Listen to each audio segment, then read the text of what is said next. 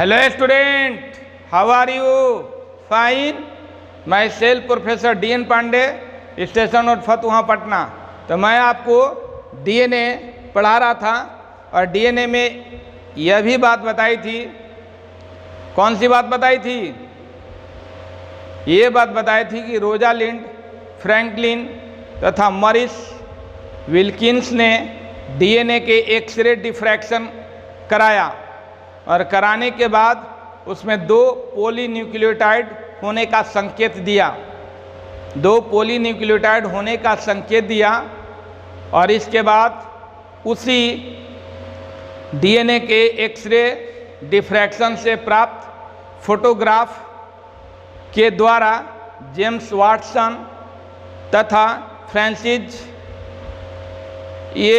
क्रिक ने DNA के संबंध में डबल हेलिक्स मॉडल दिए। और ये डबल हेलिक्स मॉडल कब दिए? 1953 में। 1953 में इस तरह से रोजालिंड फ्रैंकलिन,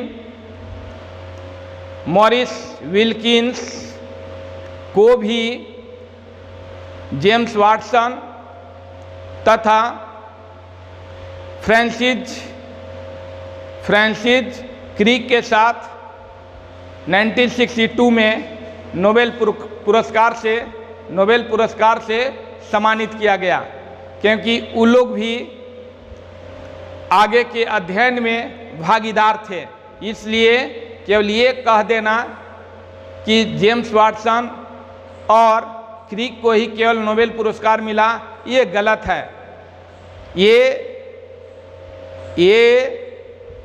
ये पुरस्कार किसको किसको मिला?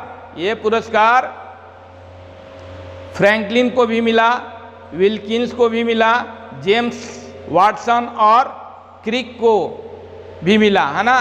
तो ये इन लोगों के साथ, वाटसन और क्रिक के साथ साथ फ्रैंकलिन और विल्किंस को भी नोबेल पुरस्कार से सम्मानित किया गया 1962 में।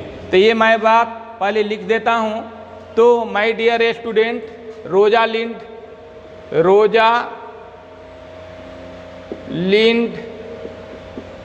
फ्रैंकलिन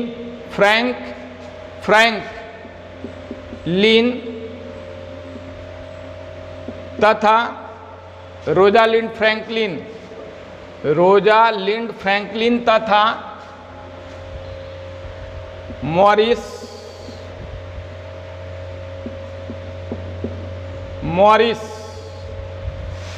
विल्किंस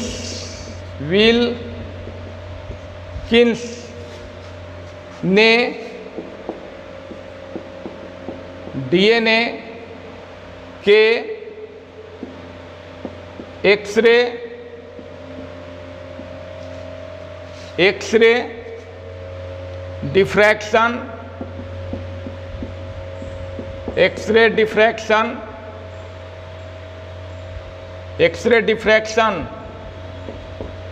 डिफ्रैक्शन के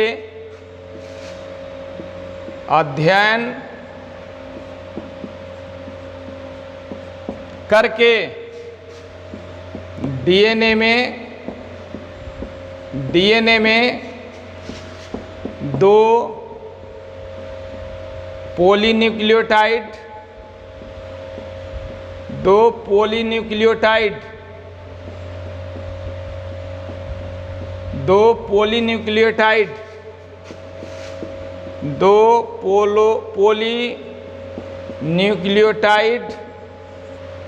होने का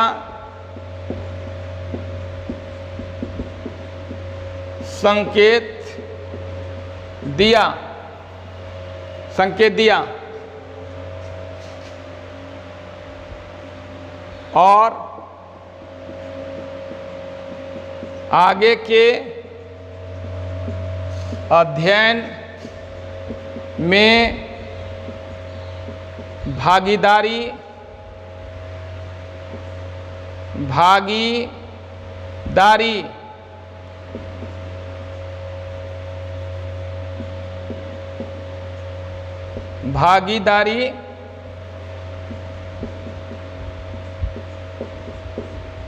भागीदारी होने के लिए जेम्स वाटसन जेम्स है जे मीन्स क्या होगा, जेम्स वाटसन तथा फ्रांसिस क्रिक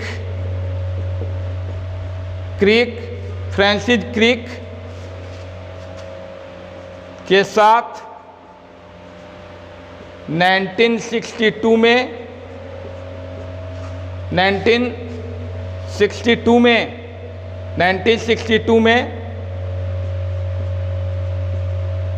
नोबेल प्राइज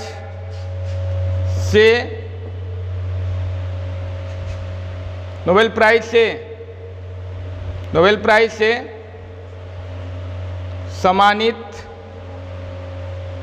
किया गया। तो my dear student, Rosalind Franklin तथा मॉरिस विल्किंस ने डीएनए के एक्सरे डिफ्रैक्शन के अध्ययन करके डीएनए में 2 पॉलीन्यूक्लियोटाइड होने का संकेत दिया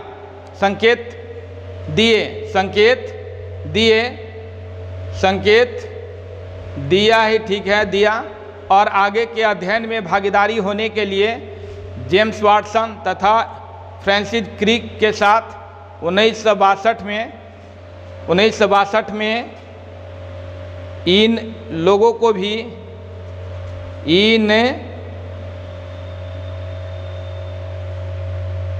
के साथ 1962 में इन लोगों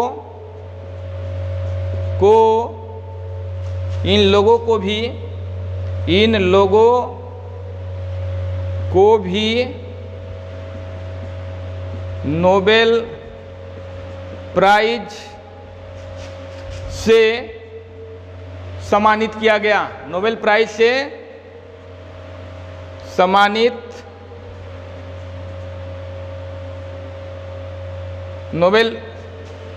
सम्मानित किया गया। तो माय डियर स्टूडेंट, ये बात समझ में आई।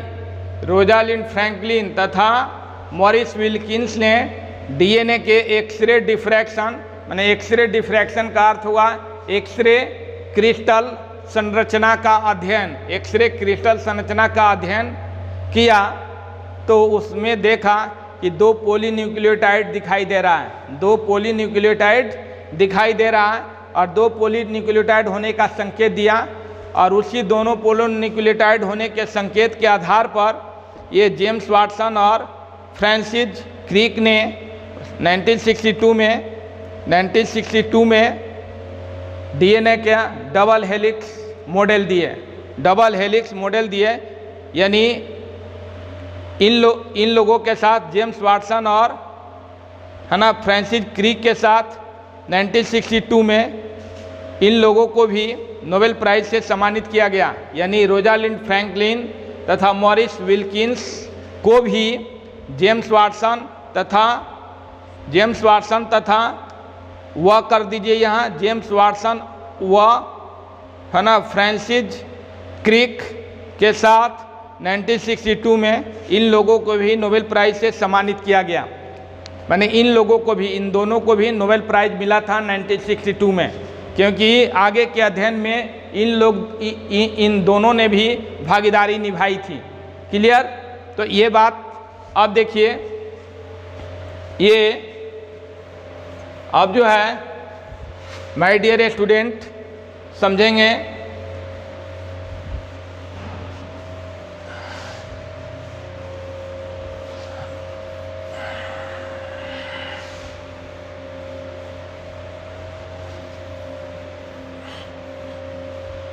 देखिए अब डीएनए के डबल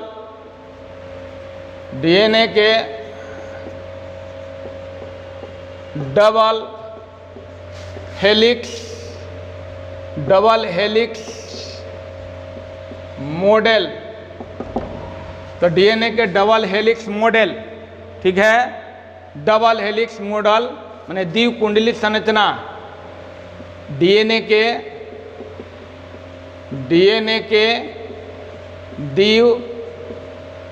द्विकुंडलित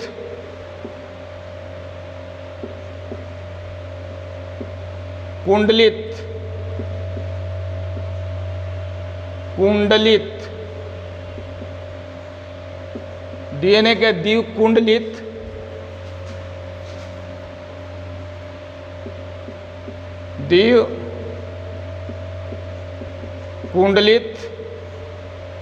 संरचना, द्विकुंडलित संरचना। तो माय डियर स्टूडेंट, मैंने अभी बताया कि डीएनए के एक्सरे डिफ्रैक्शन से प्राप्त फोटोग्राफ का अध्ययन करके जेम्स वाटसन और फ्रांसिस क्रिक ने डीएनए के संबंध में माने डीएनए के डबल हेलिक्स मॉडल को दिए। ये डीएनए के एक्सरे डिफ्रैक्शन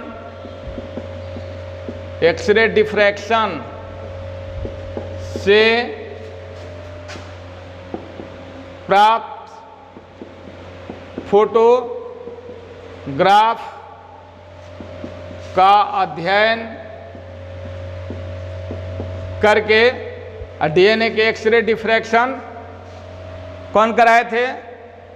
रोजालिंड फ्रैंकलिन तथा मॉरिस विल्किंस ने कराए थे।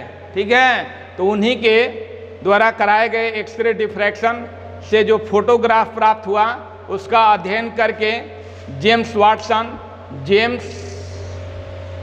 वाटसन यहाँ लिख देते हैं, जेम्स वाटसन व फ्रांसिस क्रिक ने 1953 ईस्वी में डीएनए के डबल हेलिक्स मॉडल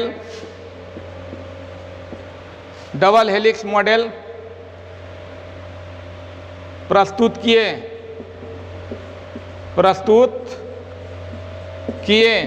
तो माय डियर स्टूडेंट, इसको ध्यान से देखेंगे कि डीएनए के एक्सरे डिफ्रैक्शन से प्राप्त फोटोग्राफ का अध्ययन करके जेम्स वाटसन तथा फ्रांसिस क्रिक ने 1953 ईस्वी में डीएनए के डबल हेलिक्स मॉडल को प्रस्तुत किए। क्लियर?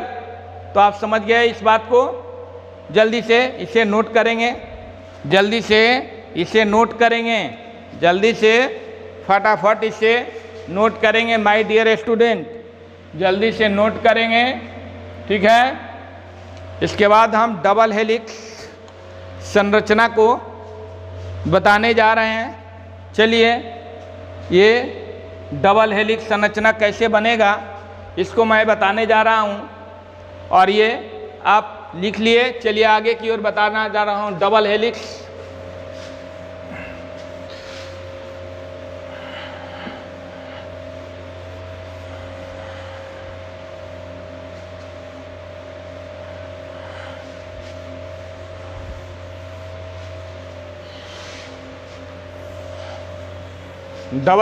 मॉडल डीएनए के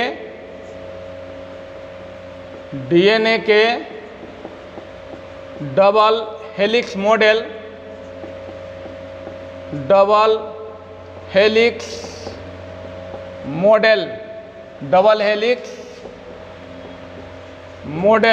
अब देखिए माय डियर स्टूडेंट, ये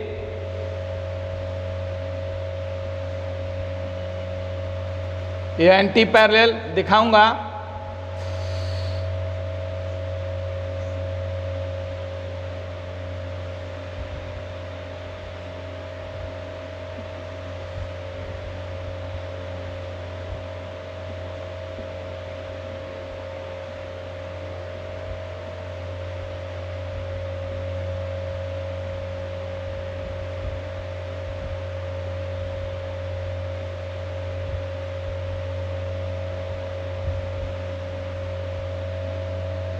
ये ध्यान देने की जरूरत है, यहाँ एंटी पैरेलल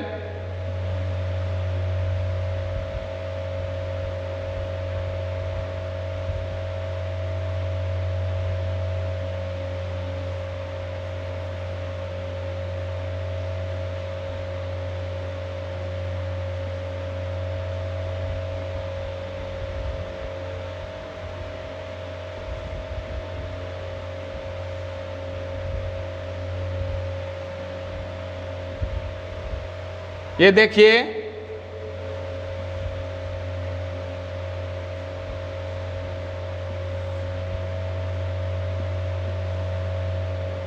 ये बन रहा है डीएनए का संरचना, डबल हेलिक्स मॉडल।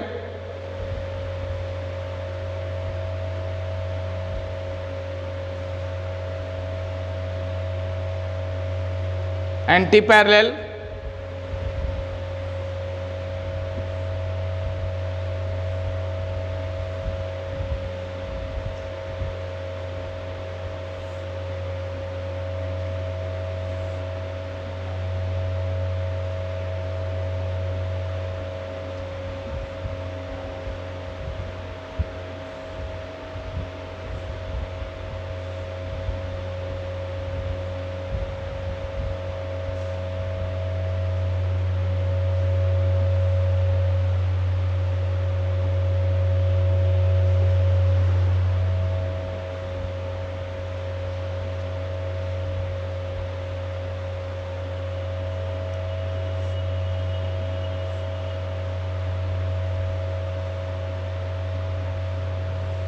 ये एंटी पैरेलल क्या है? एंटी पैरेलल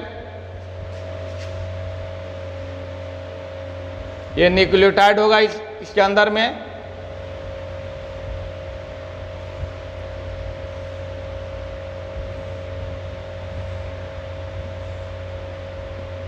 ये डीएनए के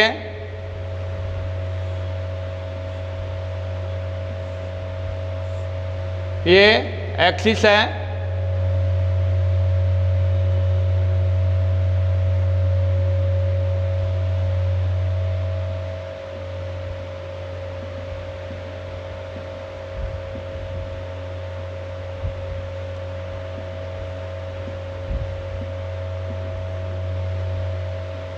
ये एक्सिस बीच से होकर जाएगा।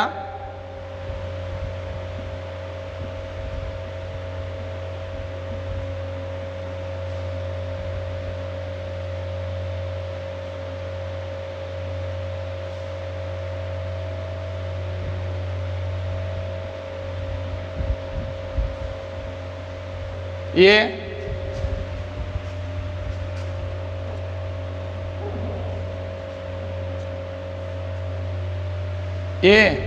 नहीं भी बनाया जा सकता है। ये ऐसे एक्सिस जो है बीचे बीच जाता है, ठीक है, तो ऐसे भी बना सकते हैं, ठीक है। इसको छोड़ देते हैं, ठीक है, इसको चलिए यहाँ देखिए ऐसे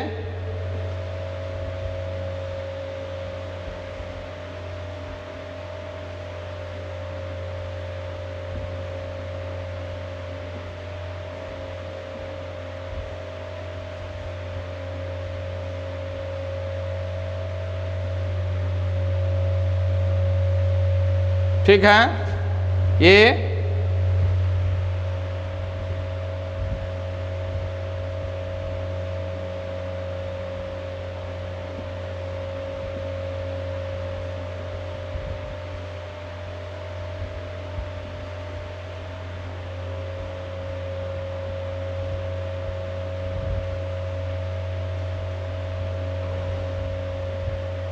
एक्सिस ऐसे बीचों बीच रहता है, एक्सिस यहाँ देने की आवश्यकता नहीं है। चलिए ऐसे दे भी सकते हैं, नहीं भी दे सकते हैं।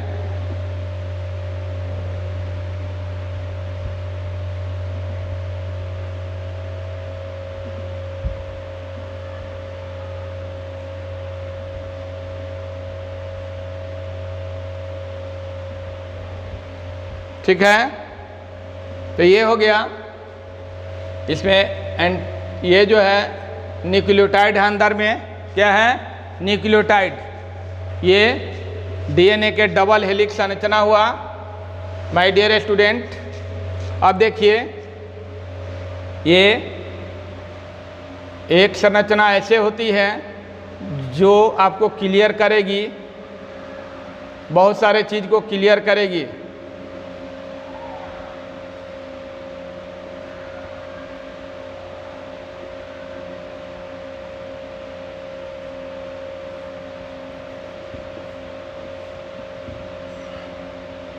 ये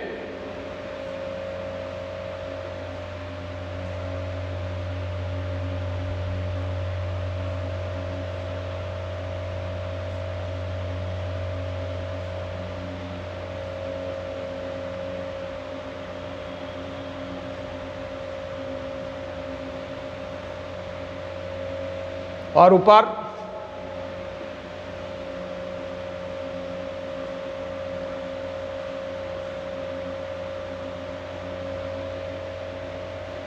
ये, चलिए इतना ही में हो जाएगा।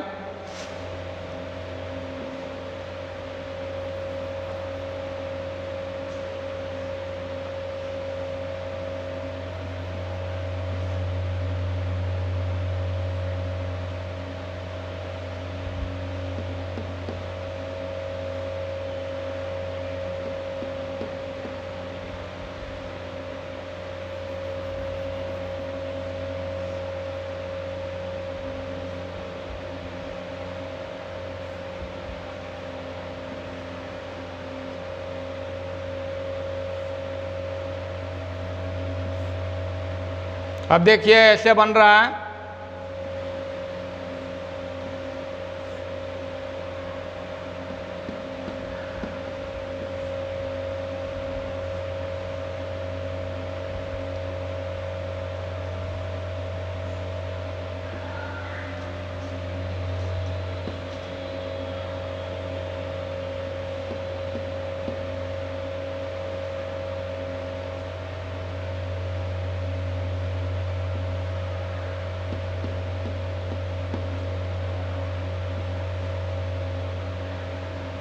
ये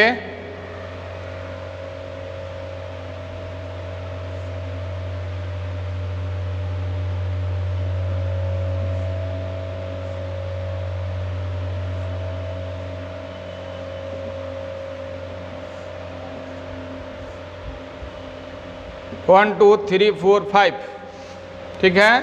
यहाँ एक कार्बन है, 2 3 4, ये 5वां कार्बन यहाँ होगा। इसमें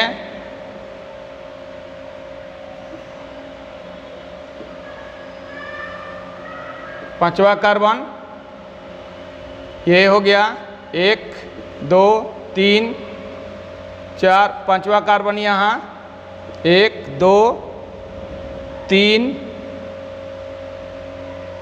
4, 5वां कार्बन यहाँ।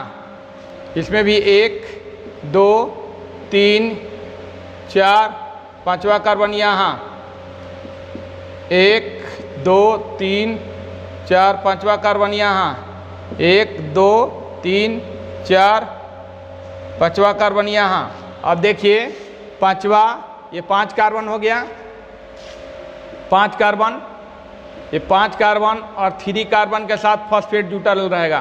क्या जुटल रहेगा? फॉस्फेट। ये फॉस्फेट, ये 3 के साथ ये फॉस्फेट होगा P, ये फॉस्फेट, और इस 5वां कार्बन के साथ ये फॉस्फेट होगा ऊपर में, ठीक है। और उसी तरह से ये 5वां कार्बन के साथ फॉस्फेट होगा, फॉस्फेट, और ये 3 के साथ जुड़ जाएगा, 3 के साथ, ठीक है। ये फॉस्फेट है, ठीक है। और यहाँ जो है फॉस्फेट यहाँ 5वां कार्बन के साथ जुटेगा, ठीक है। तो ये, और इसमें भी फॉस्फेट होगा, ये 5 कार्बन है, यहाँ P 3 कार्बन के साथ, 3 कार्बन के साथ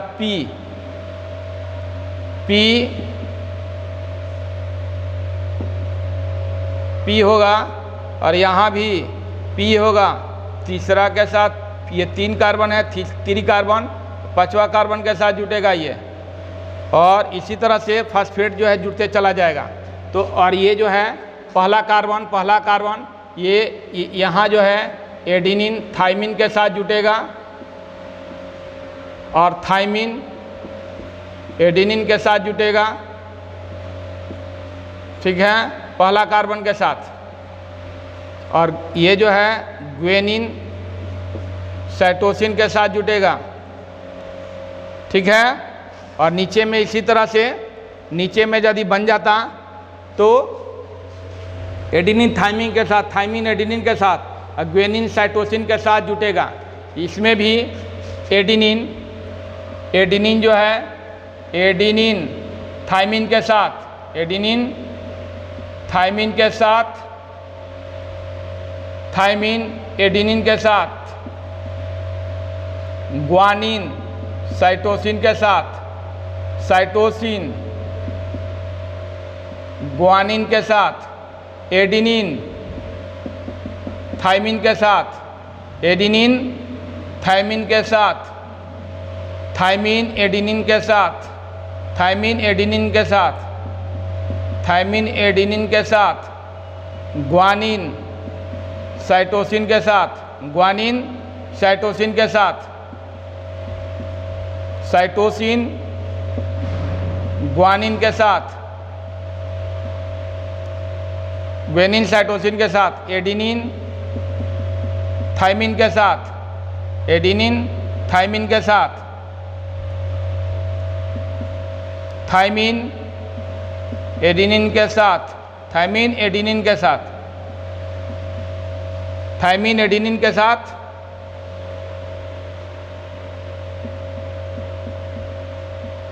क्लियर।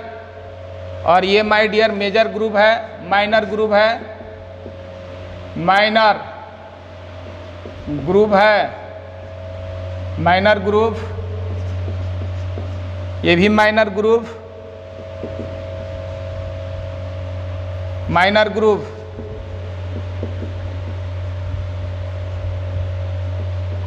ये मेजर ग्रुप, ये क्या हो गया, मेजर ग्रुप, मेजर ग्रुप। तो ये माय डियर स्टूडेंट डीएनए की संरचना हुई। ये मान लीजिए ये एक ऐसे जा रहा, तो ये 3 कार्बन हो गया, और ऐसे गया ये 5 कार्बन हो गया, और ये जो है आपको यहाँ से 3 आया, और ऐसे आते आते ये 5 पर आ गया, ऐसे। तो ये माय डियर स्टूडेंट संरचना होती है डीएनए का डबल हेलिक्स मॉडल। अब ये इधर देखिए माय डियर स्टूडेंट, क्या इसमें बताया गया है, इस संरचना से क्या क्लियर होती है। तो सबसे पहला क्लियर होती है कि डीएनए में 2 पॉलीन्यूक्लियोटाइड का चेन होती है, डीएनए में 2 पॉलीन्यूक्लियोटाइड का चेन होती है, और ये दोनों पॉलीन्यूक्लियोटाइड का चेन देख रहे हैं, दोनों पॉलीन्यूक्लियोटाइड का चेन एंटी पैरेलल है, प्रति समानांतर। देखिए ये इसके समानांतर है, ये इसके समानांतर है, ये इसके समानांतर है, ये इसके समानांतर है, और एक दूसरे के प्रति समानांतर एंटी पैरेलल, और एक दूसरे के विपरीत दिशा में मूव करती है। ये 3 कार्बन से 5 कार्बन की ओर जा रहा, और ये 3 से 5 की ओर नीचे आ रहा। ये ऊपर गया, ये ऊपर गया, ये ऊपर गया, ये ऊपर गया, माय डियर स्टूडेंट ये ऊपर गया, ठीक है, और ये नीचे आया, ये ऊपर गया, ये ऊपर गया 5 कार्बन की ओर, और ये 3 से 5 की ओर नीचे आया, ये नीचे आया, क्या आया, नीचे, नीचे आया, क्लियर। तो ये एंटी पैरेलल होती है और एक दूसरे के विपरीत दिशा में मूव करती है, एक दूसरे के विपरीत दिशा में मूव करती है, और 2 स्ट्रैंड से बनी है, 2 स्ट्रैंड पॉलीन्यूक्लियोटाइड के 2 स्ट्रैंड हैं, इसमें भी एक स्ट्रैंड है, इसमें भी एक स्ट्रैंड है। ये भी देखिए 3 से 5 की ओर जा रहा है, 3 से 5 की ओर, 3 से 5 की ओर, और इसमें देखिए 3 से 5 की ओर नीचे आ रहा है, 3 से 5 की ओर नीचे, 3 से 5 की ओर नीचे आ रहा है। तो इसी संरचना को ऐसे बनाया गया है। तो इन सभी बातों से क्या स्पष्ट होती है कि डीएनए में 2 पॉलीन्यूक्लियोटाइड के चेन होते हैं। माने 2 पॉलीन्यूक्लियोटाइड के चेन से डीएनए बनी होती है। 2 पॉलीन्यूक्लियोटाइड के चेन से डीएनए बनी होती है और दोनों पॉलीन्यूक्लियोटाइड एक दूसरे के एंटी पैरेलल, एक ऐसे जा रहा है, एक जो है एक ऐसे जा रहा है और एक नीचे की ओर आ रहा। तो ये एक ऊपर की ओर जाएगा, एक नीचे की ओर जाएगा और ये एंटी पैरेलल होते हैं। एक दूसरे को किसी भी बिंदु पर ये कट नहीं करते हैं, एक दूसरे को किसी भी बिंदु पर ये कट नहीं करते हैं। और डीएनए के एक हेलिकल टर्न की लंबाई, एक हेलिकल टर्न, ये माइनर ग्रुप है, ये माइनर ग्रुप है, और एक हेलिकल टर्न की लंबाई, एक हेलिकल टर्न की लंबाई 34 एंगस्ट्रम होती है। ये माइनर मेजर ग्रुप यहाँ कर देते हैं, मेजर ग्रुप एक हेलिकल टर्न की लंबाई, एक हेलिकल टर्न की लंबाई 34 एंगस्ट्रम। इसको नैनोमीटर में भी चेंज कर सकते हैं। दो न्यूक्लियोटाइड के बीच की दूरी 3.4 एंगस्ट्रम और 3.4 एंगस्ट्रम को लिख सकते हैं 0.34 nanometre, 0.34 nanometre, nanometre, nanometre, nanometre, nanometre, nanometre, nanometre,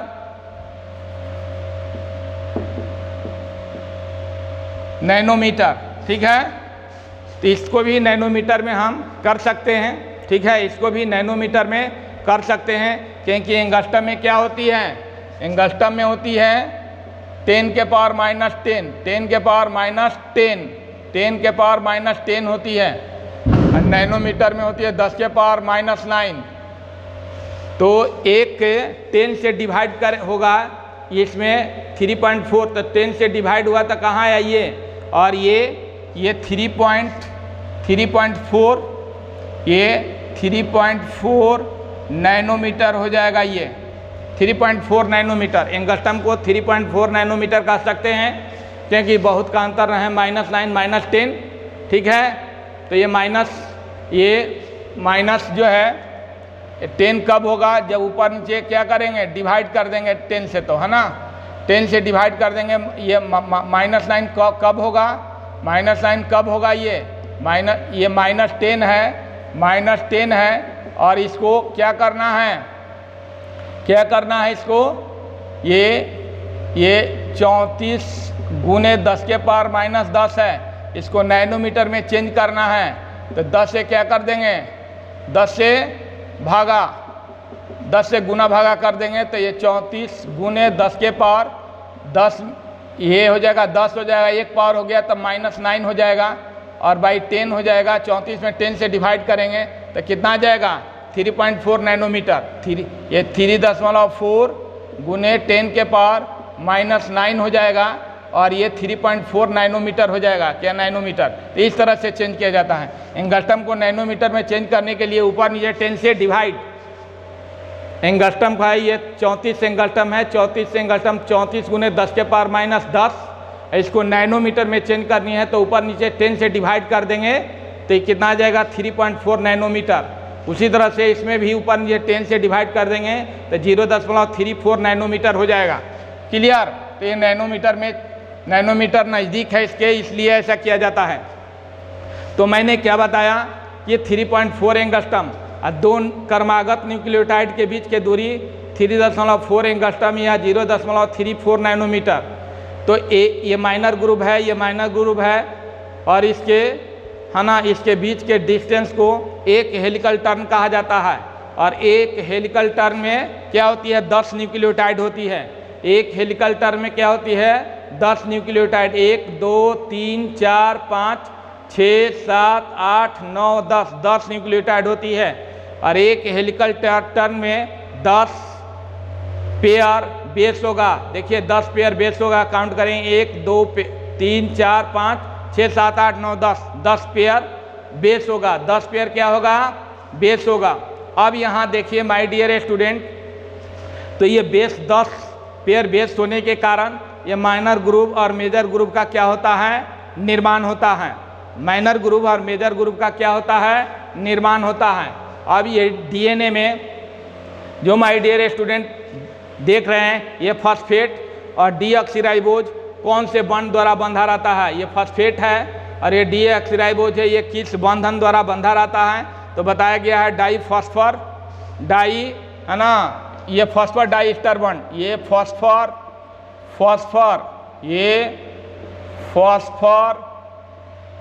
phospho diester bond, sorry phospho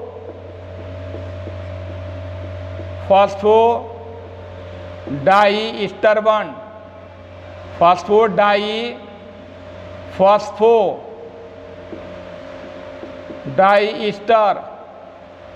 bond, phosphodiester bond, ये किसके फॉस्फेट और डीऑक्सीराइबोज शुगर के बीच कौन सा बॉन्ड होती है? फॉस्फोडाईस्टर बॉन्ड। और डीऑक्सीराइबोज है और ये नाइट्रोजन बेस है, इसके बीच कौन सा बॉन्ड होती है? तो ग्लाइकोसिडिक बॉन्ड। ये क्या होती है? Glycosidic bond, glycosidic bond. तो ये ग्लाइकोसिडिक बॉन्ड हो गया। अब देखिए ये प्यूरिन बेस है, ये पैरिमिडीन बेस है। तो प्यूरिन बेस का 9 पोजीशन कार्बोक्सिलिक एसिड के, सॉरी प्यूरिन बेस का 9 पोजीशन डीऑक्सीराइबोज शुगर के फर्स्ट कार्बन के साथ जुड़ता है। इसका 9 पोजीशन इसके फर्स्ट कार्बन के साथ जुड़ता है। और प्यूरिन बेस का तीसरा पोजीशन डीऑक्सीराइबोज शुगर के पहला कार्बन के साथ जुड़ता है। इसका जो है तीसरा पोजीशन, ये क्योंकि क्या है? पैरिमिडीन बेस है। पैरिमिडीन बेस के तीसरा पोजीशन डीऑक्सीराइबोज शुगर के पहला कार्बन के साथ जुड़ता है। और प्यूरिन बेस का 9 पोजीशन डीऑक्सीराइबोज शुगर के पहला कार्बन के साथ जुड़ता है। कहीं भी ऐसे होता है। और देखिए यहाँ फॉस्फेट हो गया, डीऑक्सीराइबोज, फॉस्फेट डीऑक्सीराइबोज, इस तरह से अल्टरनेट होता है। और एक चेन 3 से 5 की ओर जाती है, तो दूसरा चेन 3 से 5 की ओर नीचे की ओर आती है। माने ये क्या होती है? राइट हैंडेड होती है। इसलिए इस डीएनए को बी डीएनए भी कहा जाता है। अब देखिए ये 2 चेन हो गया, तो एक चेन के साथ नाइट्रोजनस बेस 2 तरह के होते हैं, प्यूरिन और पिरिमिडिन। तो एक स्टैंड पर पहला नाइट्रोजन बेस होता है, नाइट्रोजनी बेस होता है, और दूसरा चेन पर दूसरा नाइट्रोजनी बेस होता है ना। ये जो है पहले चेन के साथ एक नाइट्रोजनी बेस, दूसरे चेन के साथ दूसरा नाइट्रोजनी बेस।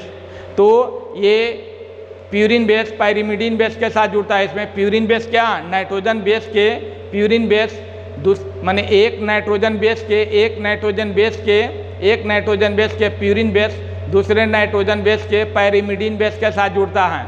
और उसमें एडेनिन थाइमिन के साथ जुड़ता है, ग्वानिन साइटोसिन के साथ जुड़ता है। एडेनिन और थाइमिन के बीच 2 हाइड्रोजन बंध होता है, जबकि ग्वानिन साइटोसिन के बीच 3 हाइड्रोजन बंध होता है।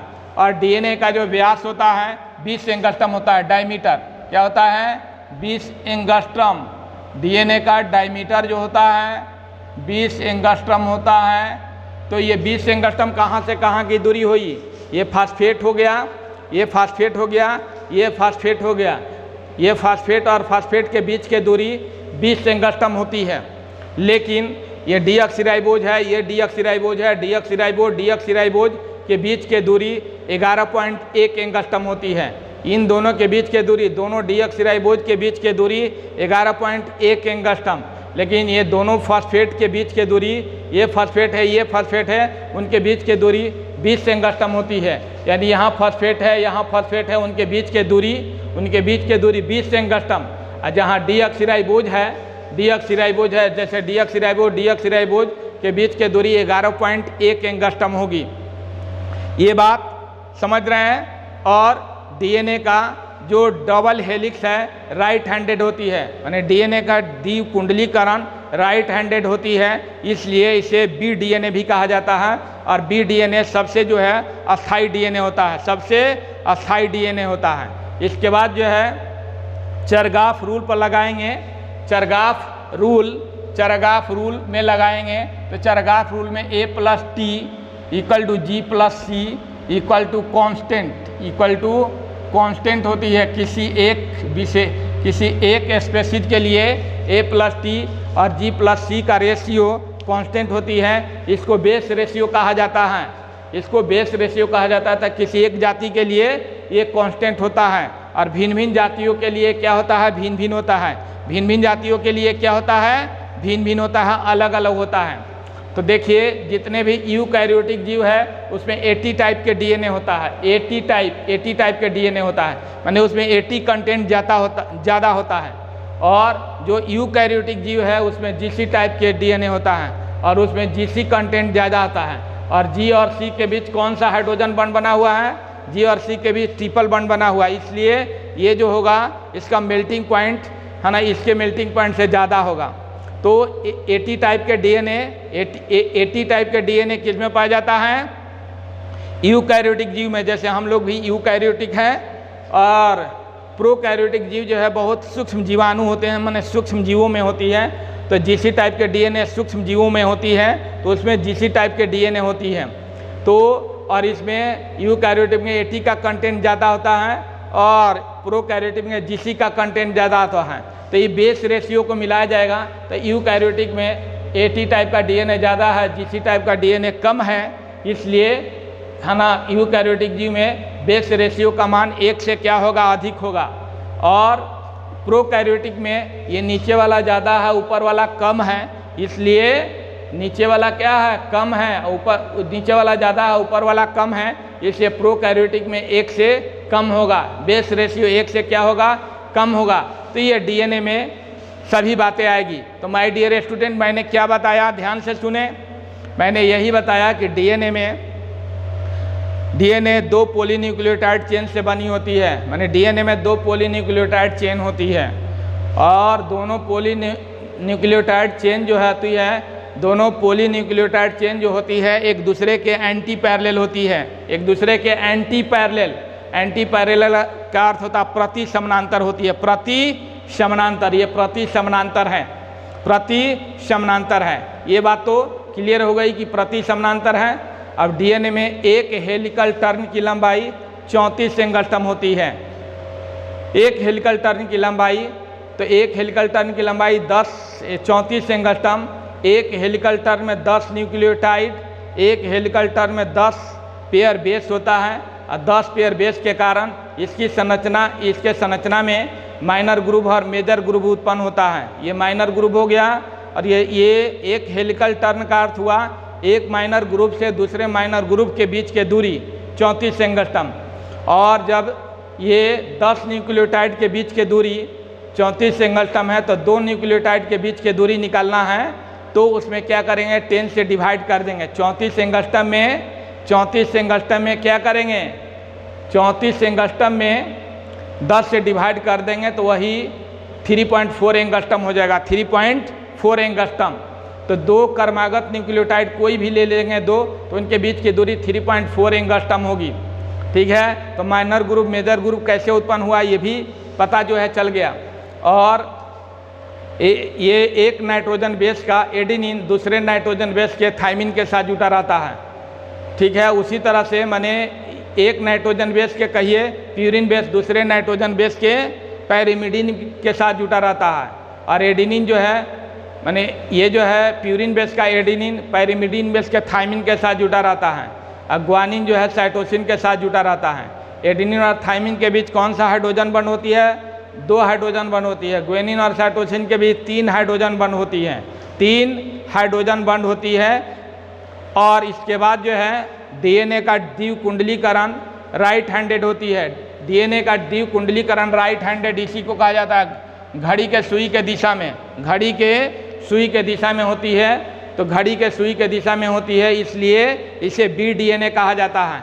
और बी डीएनए क्या होता है? सबसे अस्थायी डीएनए होता है। बी डीएनए क्या होता है?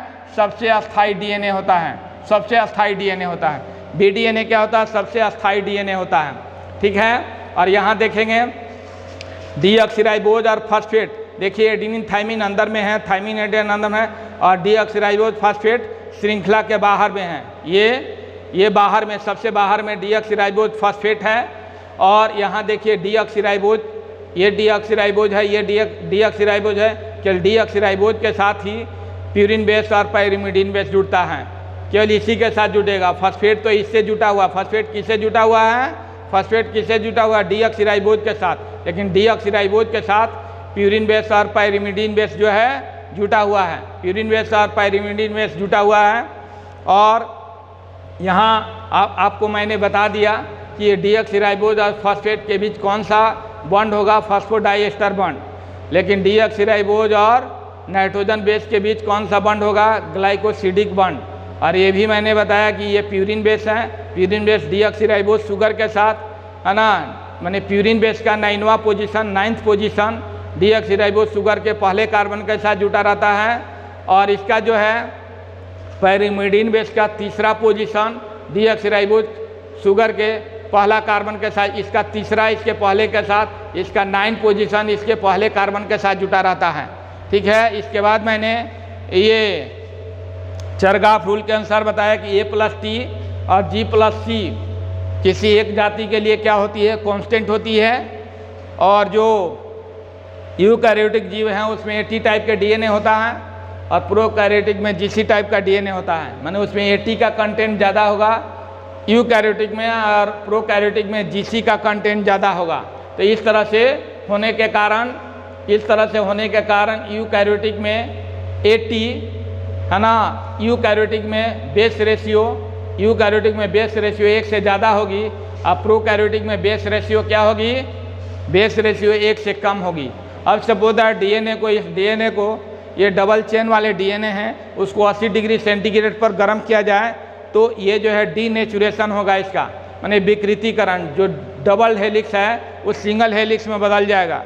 डबल हेलिक्स जो दोहरा चेन है सिंगल अलग हो जाएगा, यहाँ से अलग होना शुरू होगा, यहाँ से अलग होना शुरू होगा और अलग हो जाएगा, तो डीनेचुरेशन होगा। 80 डिग्री सेंटीग्रेड पर गर्म किया जाए इसका डीनेचुरेशन होगा, इसका विकृतीकरण होगा, यानी डबल हेलिक्स वाला सिंगल हेलिक्स में बदल जाएगा, माने डबल थ्रेड है वो सिंगल थ्रेड में बदल जाएगा। और फिर ठंडा करेंगे तो फिर जो है द्विकुंडलीकरण हो जाएगा, फिर द्विकुंडलीकरण हो जाएगा। तो ये डीएनए में इतना बातें होगी।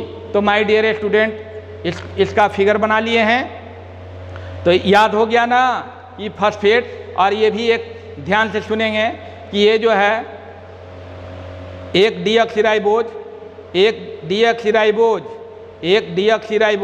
ये फॉस्फेट जो है एक डीऑक्सीराइबोज के 5 कार्बन के साथ जुड़ता है, माने ये फॉस्फेट जो है एक डीऑक्सीराइबोज के 5 कार्बन के साथ जुड़ता है और दूसरे के 3रा कार्बन के साथ जुड़ता है। देखिए 5 के साथ जुटा हुआ है, यहाँ 3 के साथ। ये भी जो है फॉस्फेट जो है 5 के साथ जुटा हुआ 3 के साथ। ये भी डीऑक्सीराइबोज, ये फॉस्फेट जो है 5 के साथ जुटा हुआ, आगे जाकर 3रा के साथ जुटेगा। जैसे यहाँ देखिए ये 5 के साथ जुटा हुआ है, ये फॉस्फेट 5 के साथ यहाँ 3 के साथ जुटा हुआ है, 5 के साथ जुटा हुआ है, ये फॉस्फेट 3 के साथ जुटा हुआ। तो ये भी बात होती है। तो ये सारे बातें, तो इसका जल्दी से फटाफट जो है ये फिगर को बना लेंगे और इसके बाद फिगर के बारे में मैं आप लोगों को समझा रहा हूँ, बता रहा हूँ, और फिगर आप लोग बढ़िया से बना लेंगे, फिगर जो है बढ़िया से बना लेंगे। क्लियर? तो फिगर बन गई ना। चलिए आगे की ओर हम ये लिखना शुरू करते हैं। तो माय डियर स्टूडेंट, कहाँ लिखा जाए बोलिए?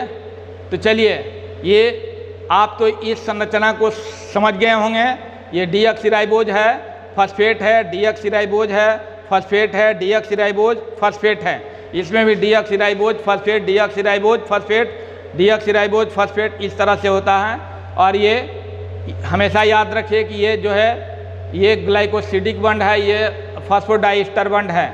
और इसमें ये नहीं कह दीजिएगा कि एडेनिन थाइमिन ये हाइड्रोजन बॉन्ड है, ये 2 हाइड्रोजन बॉन्ड, ये 3 हाइड्रोजन बॉन्ड है। क्लियर? तो ये बात तो समझ गए। चलिए मैं इसको साफ करके मैं लिखता हूँ और आप मिलाते जाएंगे।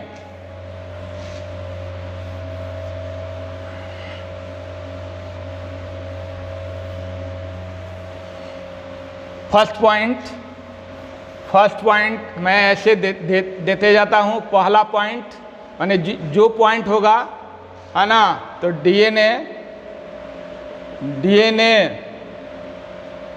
में 2 पॉलीन्यूक्लियोटाइड, डीएनए 2 पॉलीन्यूक्लियोटाइड, यहीं से शुरू करते हैं। डीएनए 2 पॉलीन्यूक्लियोटाइड से 2 पॉलीन्यूक्लियोटाइड चेन से मिलकर बना होता है, यानी डीएनए में 2 पॉलीन्यूक्लियोटाइड चेन होती है। ये भी लिख सकते हैं, डीएनए में 2 पॉलीन्यूक्लियोटाइड चेन होती है।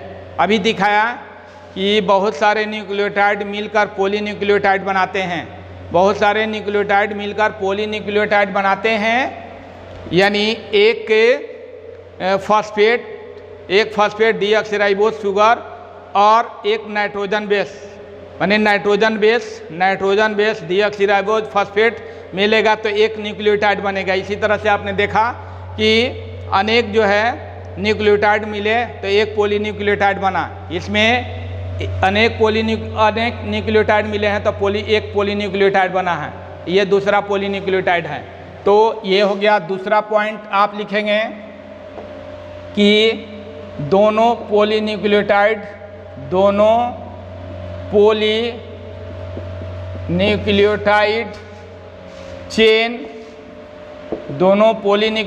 चेन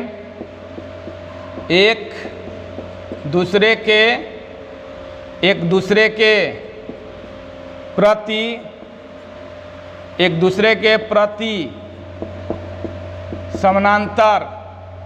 दूसरे के प्रति समानांतर एंटी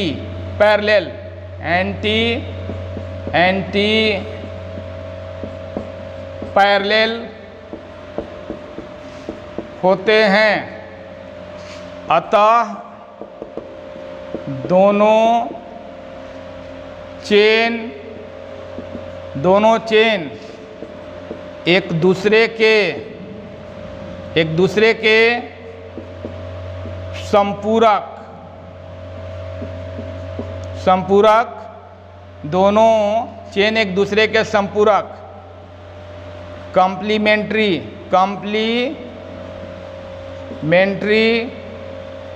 होते हैं। ये बात समझ में आई? दोनों पॉलीन्यूक्लियोटाइड चेन एक दूसरे के प्रति समानांतर एंटी पैरेलल होते हैं, अतः दोनों चेन एक दूसरे के संपूरक यानी कॉम्प्लीमेंट्री होते हैं। क्लियर? ये बात समझ में आई? दूसरा हो गया पॉइंट, लिख लिए, जल्दी से लिखेंगे फटाफट। डीएनए 2 पॉलीन्यूक्लियोटाइड चेन से मिलकर बना होता है। 2 पॉलीन्यूक्लियोटाइड चेन, दोनों, यहाँ दोनों लिखिए, दोनों पॉलीन्यूक्लियोटाइड चेन एक दूसरे के प्रति समानांतर होते हैं, अतः दोनों चेन एक दूसरे के संपूरक होते हैं। दोनों चेन एक दूसरे के संपूरक हैं। ये हो गया। अब देखिए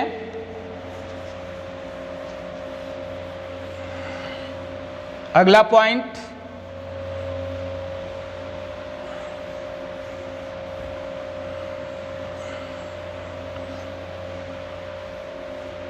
थर्ड के डीएनए के डायमीटर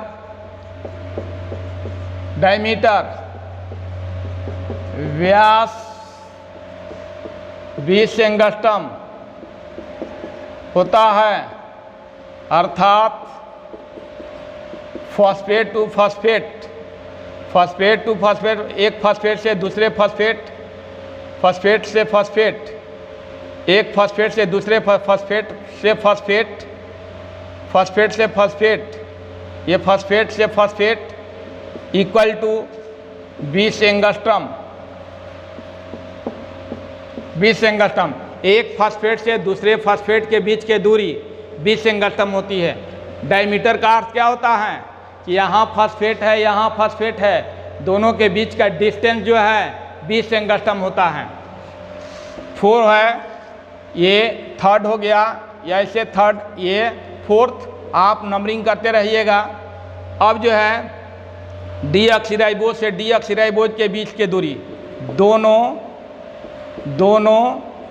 डीऑक्सीराइबोज के बीच के दूरी 11.1 एंगस्ट्रम 11.1 एंगस्ट्रम होती है। 11.1 एंगस्ट्रम होती है। ठीक है। अगला पॉइंट, डीएनए के एक हेलिकल या एक हेलिकल डीएनए के एक हेलिकल टर्न की लंबाई 34 एंगस्ट्रम,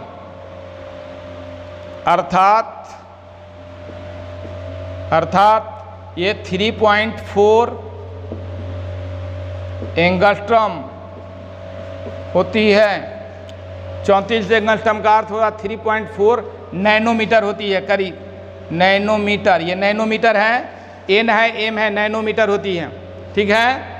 तो 34 एंगस्ट्रम में 3.4 नैनोमीटर होगा। अगला पॉइंट होगा डीएनए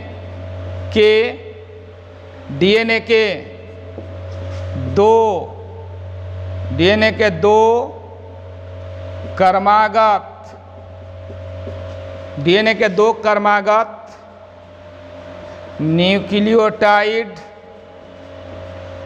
के बीच के दूरी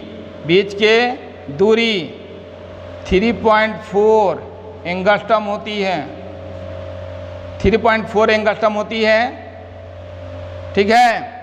डीएनए के दो क्रमागत न्यूक्लियोटाइड के बीच के दूरी, डीएनए के दो क्रमागत न्यूक्लियोटाइड के बीच के दूरी 3.4 एंगस्ट्रम। और यहाँ देखिए 3.4 एंगस्ट्रम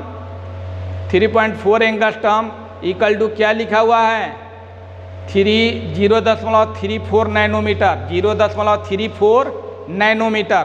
तो ये 3.4 एंगस्ट्रम को क्या लिख सकते हैं, 0.34 नैनोमीटर, 0.34 नैनोमीटर। तो यहाँ लिख सकते हैं, अर्थात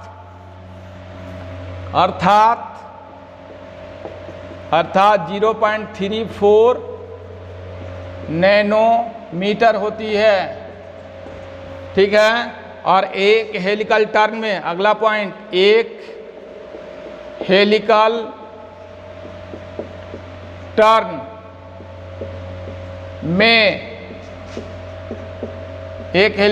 में 10 न्यूक्लियोटाइड होती है। एक हेलिकल टर्न में 10 न्यूक्लियोटाइड होती है। एक हेलिकल टर्न में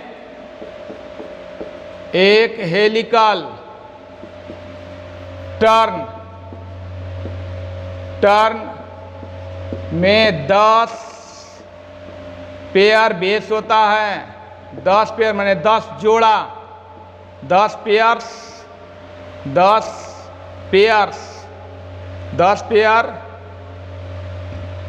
पेयर क्या होता है, एसिड बेस होता है। 10 पेयर बेस होता है। और इस 10 पेयर बेस के कारण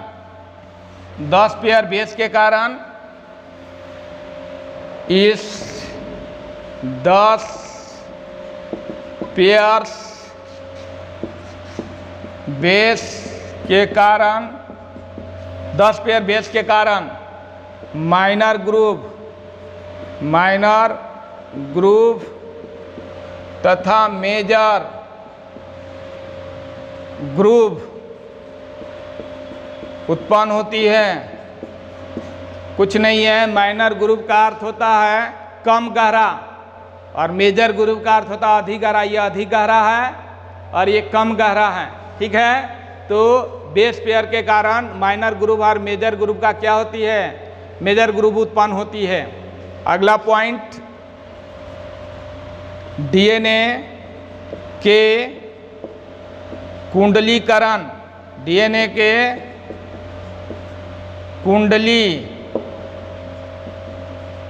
कुंडलीकरण, डीएनए के कुंडलीकरण राइट हैंडेड दक्षिणावर्त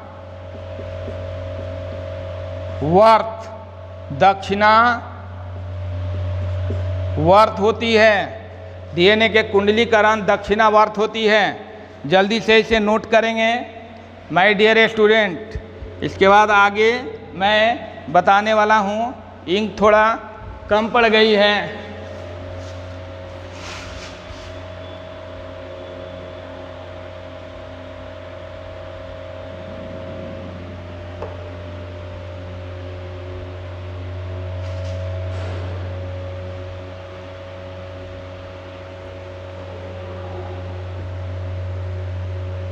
चलिए, हो गया, लिख लिए। तो माय डियर स्टूडेंट, समझ में आ रही है मेरे बात?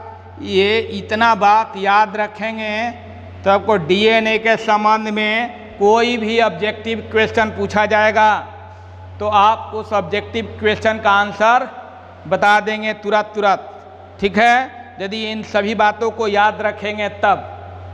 तो मैंने क्या कहा माय डियर स्टूडेंट, यहाँ क्या कहा कि डीएनए के कुंडलीकरण राइट हैंडेड दक्षिणावर्त होती है, दक्षिणावर्त होती है। डीएनए का कुंडलीकरण दक्षिणावर्त होती है, जिसके कारण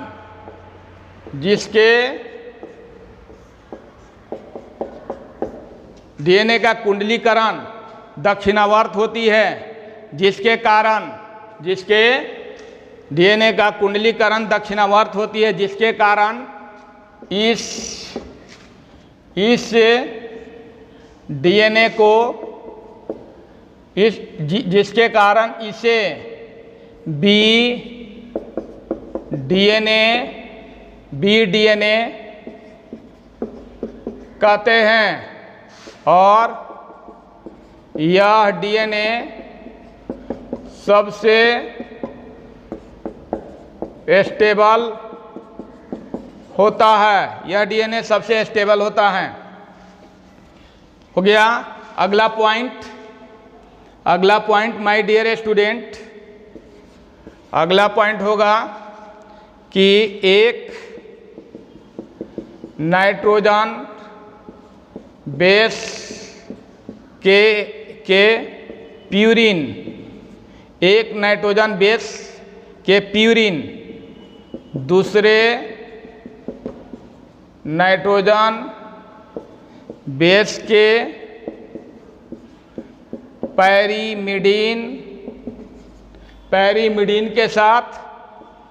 पैरीमिडीन के साथ जुड़ा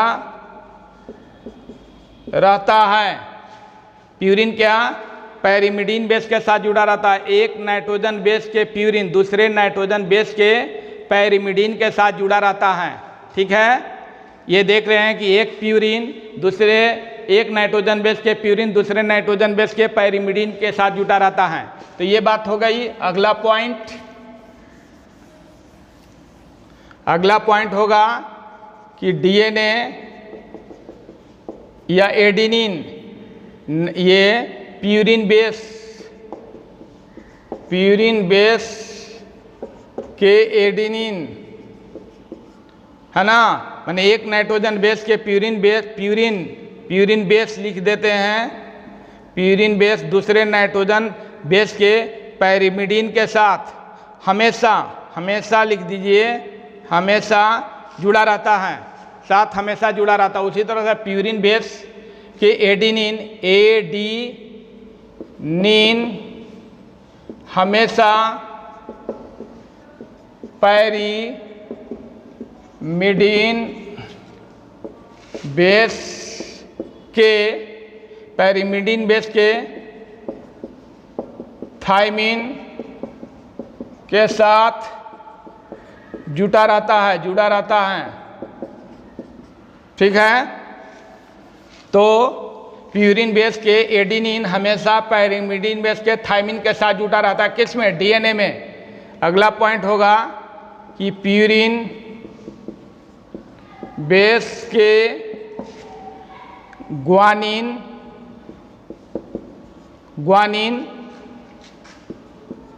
हमेशा पैरिमिडीन बेस, ये पैरिमिडीन है, पैरिमिडीन बेस के प्यूरिन बेस के ग्वानिन हमेशा पैरिमिडीन बेस के साइटोसिन के साथ जुड़ा रहता है। चलिए, एडेनिन और थायमिन के बीच कौन सा हाइड्रोजन बॉन्ड? एडेनिन तथा थायमिन के बीच दो हाइड्रोजन बॉन्ड होती है। तो इसे नोट करिए, फटाफट इसे नोट करेंगे माय डियर स्टूडेंट, जल्दी से नोट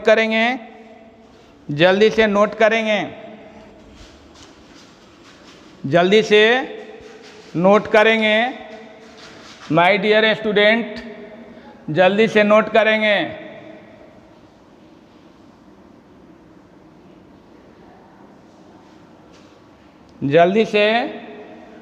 करेंगे। तो माय डियर स्टूडेंट, हो गया? चलिए, नोट कर लिए। एडेनिन तथा थायमिन के बीच दो हाइड्रोजन बॉन्ड होती है। ग्वानिन और साइटोसिन के बीच ग्वानिन तथा साइटोसिन के बीच 3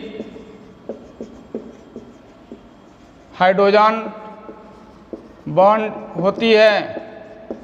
ग्वानिन तथा साइटोसिन के बीच 3 हाइड्रोजन बॉन्ड होती है। हो गया? अब देखिए माय डियर स्टूडेंट,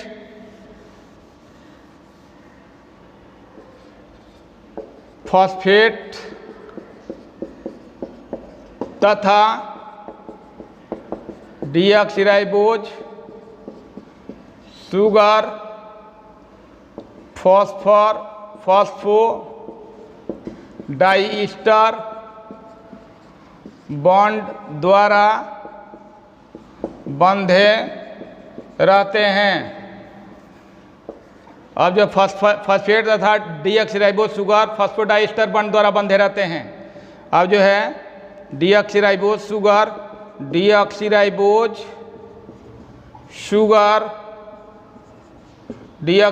शुगर तथा नाइट्रोजिनस बेस एक दूसरे के साथ ग्लाइकोसिडिक बॉन्ड द्वारा बंधे रहते हैं। तो ये सारी बातें आपको ऑब्जेक्टिव में पूछा जा। फॉस्फेट तथा डीऑक्सीराइबोज शुगर फॉस्फोडाइस्टर बॉन्ड द्वारा बंधे रहते हैं। डीऑक्सीराइबोज शुगर तथा नाइट्रोजन बेस एक दूसरे के साथ ग्लाइकोसिडिक बॉन्ड द्वारा बंधे रहते हैं। अब देखिए चरगाफ रूल के अनुसार, क्योंकि डीएनए में चरगाफ रूल लागू होती है, जो बताए थे डीएनए में। अगला पॉइंट होगा चरगाफ रूल।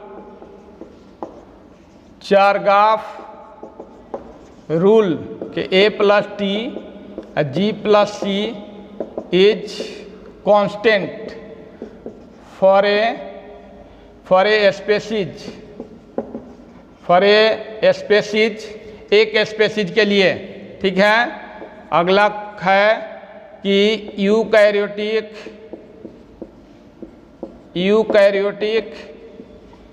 जीव में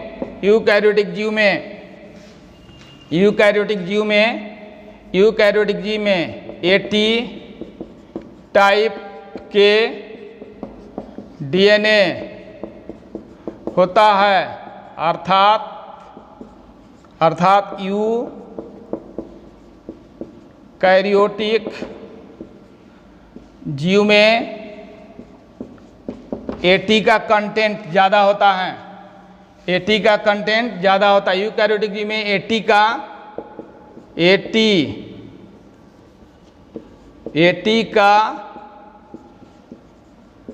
कंटेंट अधिक होता है। ये समझ गए? यूकैरियोटिक जीव में 80 टाइप का डीएनए होता है, अर्थात यूकैरियोटिक जीव में 80 का कंटेंट ज़्यादा होता है जीसी से। ये 80 का कंटेंट ज़्यादा होगा जीसी से। ये बात समझ गए? मैं इसको साफ कर दूं, लिख लिए सभी लोग। All have written this matter. चलिए आगे की ओर। ये प्रोकैरियोटिक जीव में जीसी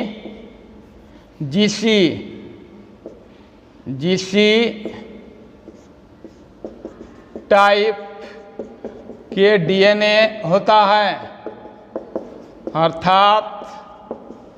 अर्थात इसमें प्रोकैरियोटिक में जीसी का कंटेंट अधिक होता है, जीसी का कंटेंट अधिक होता है। तो जीसी का कंटेंट ज़्यादा होता है प्रोकैरियोटिक जीव में। अगला है कि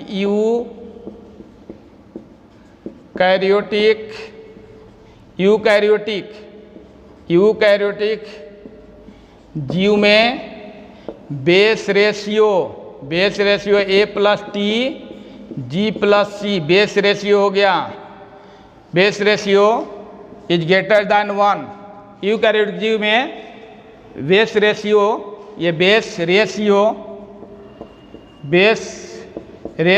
का अनुपात A+T/G+C का मान 1 से अधिक, क्योंकि एटी का कंटेंट ज़्यादा है, जीसी का कंटेंट कम है यूकैरियोटिक में। अगला है कि प्रोकैरियोटिक जीव में base ratio A+T G+C is less than 1। 1 से कम होता है। तो नेचुरली कम होगा, क्योंकि प्रोकैरियोटिक में G+C का मान A+T से ज़्यादा है। G+C क्या है? A+T से ज़्यादा है, इसीलिए ये होगा। और एक बात और मैं बता दूं कि जैसे आपने ये लिख लिए, यूकैरियोटिक जीव में बेस रेशियो 1 से बड़ा, प्रोकैरियोटिक जीव में बेस रेशियो 1 से कम होती है। क्लियर? अब देखिए,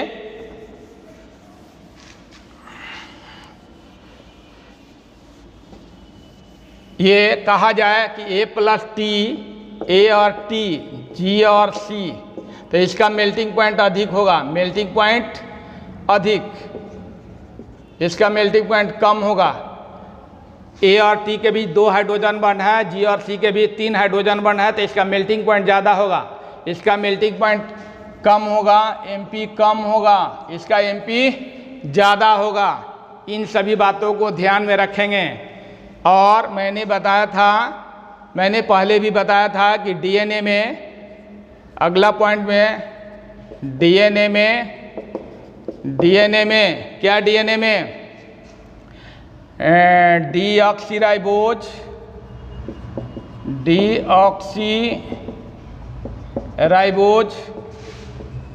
शुगर के फर्स्ट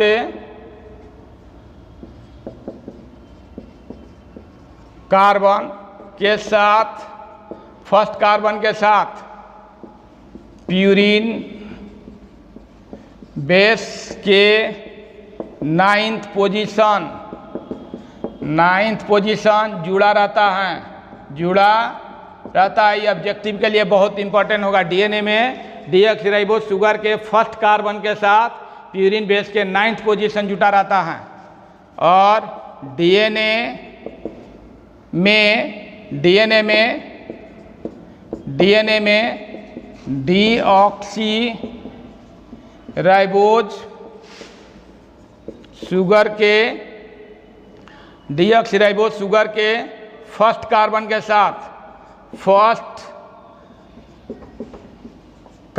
के साथ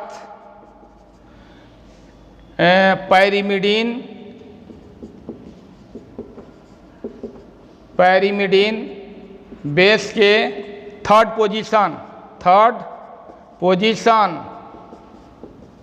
जुटा रहता है। तो ये माय डियर स्टूडेंट डीएनए के बारे में हुआ क्लियर। अब मैंने बताया कि डीएनए को 80 डिग्री सेंटीग्रेड क्या होता है। जब डीएनए को 80 डिग्री सेंटीग्रेड पर गर्म किया जाएगा तो उसका क्या होगा, डीनेचुरेशन होगा, माने डबल वाला सिंगल में बदल जाएगा। और जब ठंडा किया जाएगा तो फिर द्विकुंडलीकरण हो जाएगा। तो ये ऑब्जेक्टिव में क्वेश्चन भी पूछा जाता है कि क्या होता है जब डीएनए को 80 डिग्री सेंटीग्रेड पर गर्म किया जाता है। तो क्या लिखेंगे, क्या होता है जब, ध्यान से मेरे बात को सुनेंगे, क्या होता है जब डीएनए को 80 डिग्री सेंटीग्रेड ताप पर गर्म किया जाता है। तो क्या लिखेंगे, डीनेचुरेशन होता है, माने विकृतीकरण का अर्थ होता है बिखरना। जैसे ये जो डबल स्टैंड में है तो सिंगल स्टैंड में टूट जाएगा, उसी को विकृतीकरण। तो ऑब्जेक्टिव में क्या लिखेंगे, डीनेचुरेशन, माने विकृतीकरण होता है। फिर डीएनए को ठंडा किया जाता है तो क्या होता है, तो कुंडलीकरण, फिर जो है डबल स्टैंड में बदल जाएगा। तो इस तरह का क्वेश्चन होगा माय डियर स्टूडेंट। तो इन सभी बातों को ध्यान रखेंगे, माने डीनेचुरेशन होगा गर्म करने पर और रीनेचुरेशन होगा ठंडा करने पर। रीनेचुरेशन का अर्थ होता कुंडलीकरण। तो माय डियर स्टूडेंट, ये डीएनए के संबंध में मैंने बहुत सारी बात बताई और ये सभी बात यदि याद रखेंगे तो डीएनए से कहीं से ऑब्जेक्टिव क्वेश्चन आएगा, आपको छूट नहीं सकता है। डीएनए में कहीं से ऑब्जेक्टिव क्वेश्चन आएगा, छूट नहीं सकता है। जितना न्यूक्लिक एसिड में बताया गया है सारी बात को याद रखेंगे, और ये बायोलॉजी के लिए बहुत बहुत इम्पोर्टेंट चीज़ होता है डीएनए, समझ गए। माने इस चैप्टर से लेकर है ना, जितना भी जेनेटिक है, जितना भी जेनेटिक चैप्टर है बिना डीएनए के नहीं हो सकता। इसलिए बहुत इम्पोर्टेंट चैप्टर है और बहुत इंटरेस्टिंग चैप्टर है, और इन सभी बातों को ख्याल रखेंगे और इसका फंक्शन भी बताया जाएगा।